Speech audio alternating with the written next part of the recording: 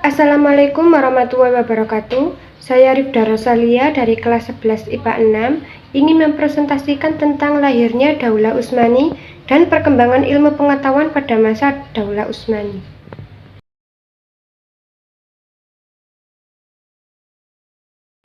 Awal berdirinya Daulah Utsmani.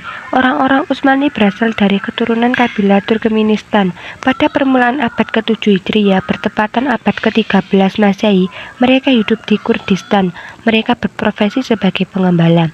Akibat serangan orang-orang Mongol di bawah pimpinan Genghis Khan ke Irak dan wilayah timur Asia Kecil, maka pada abad ke-617 Hijriah atau 1220 Masehi, Sulaiman, kakek dari Utsman, melakukan hijrah bersama kabilahnya dari Kurdistan ke Anatolia.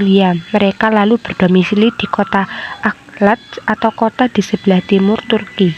Ada beberapa tokoh yang berperan dalam lahirnya Daulah Utsmani. Yang pertama yaitu Muhammad I, putra bungsu dari Bayazid, menyusun kekuatan kembali dan memulihkan keadaan Turki Utsmani dari upaya memecah belah yang dilakukan oleh Timur Leng. Strateginya yaitu menjalin hubungan diplomatik dengan para penguasa Bizantium dan Venesia. Berhasil mengangkat citra Daulah Utsmaniyah sehingga dapat bangkit kembali, menyusun pemerintahan, memperkuat tentara, dan memperbaiki kesejahteraan kehidupan masyarakat. Yang kedua yaitu Murad II. Murad II adalah putra Muhammad I, menjadi khalifah pada umur 18 tahun, seorang penyair dan mencintai ulama, bercita-cita melanjutkan usaha perjuangan Muhammad, merangkul kembali daerah-daerah yang terlepas dari Daulah Utsmani sebelumnya, membuat istana penguasa bernuansa akademis, mengirimkan sebanyak 3.500 dinar setiap tahunnya untuk kesejahteraan penduduk Madinah, Mekah, dan Baitul Maqdis. Meninggal pada tanggal 16 Muharram 855 Hijriah di Andarinopea menjelang usia 47. Yang ketiga yaitu Muhammad II Al-Fatih, mendapat gelar Al-Fatih karena berhasil menaklukkan Konstantinopel, kota terpenting di dunia, dibangun pada kisaran tahun 330 Masehi, letak yang sangat strategis, jatuh ke pangkuan umat Islam pada 20 Jumadil Ula 857 Hijriah atau 29 Mei 1453 Masehi, merubah gereja Hagia Sophia atau Hagia Sophia menjadi masjid, mengganti nama Konstantinopel. Yang keempat yaitu Bayazid II, putra Muhammad II Al-Fatih, penguasa yang tidak terlalu kuat, sangat memperhatikan terhadap pembangunan dan sarana umum, kesejahteraan para guru, pengajar juga sangat diperhatikan, pemimpin yang mencintai penduduk dua kota suci Mekah dan Madinah, menyerahkan kepemimpinan kepada Salim I pada 18 Safar 918 Hijriah atau 25 April 1512 Masehi, meninggal dalam perjalanan menuju Daimutika. Yang kelima yaitu Salim I, membuat wajah baru dalam pemerintahan Daulah Utsman, membuat banyak kebijakan yang dilakukan dalam bidang kemiliteran.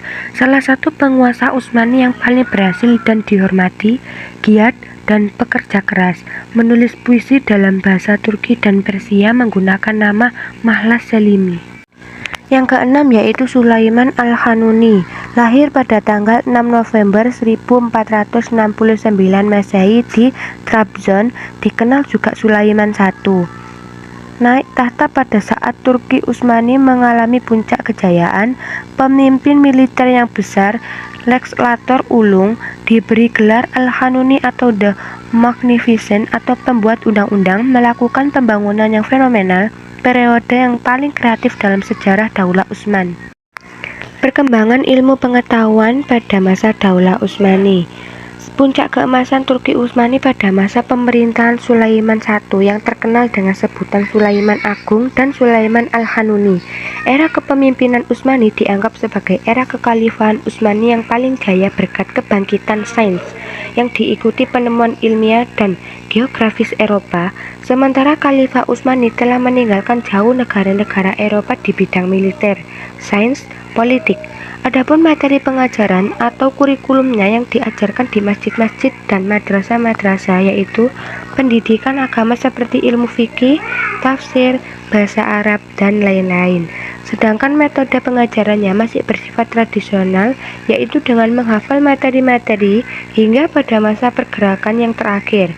Masa pembaruan pendidikan Islam di Mesir dan Syariah atau tahun 1220 Hijriah atau 1805 Masehi telah dimulai diadakan perubahan sistem di sekolah-sekolah atau madrasah dengan memasukkan pelajaran umum, sedangkan di masjid-masjid masih menurut sistem lama. Masa Turki Utsmani membagi pendidikan masa ini dalam dua periode, yaitu zaman pertengahan dan zaman modern. Sekian presentasi yang bisa saya sampaikan. Saya akhiri. Wassalamualaikum warahmatullahi wabarakatuh.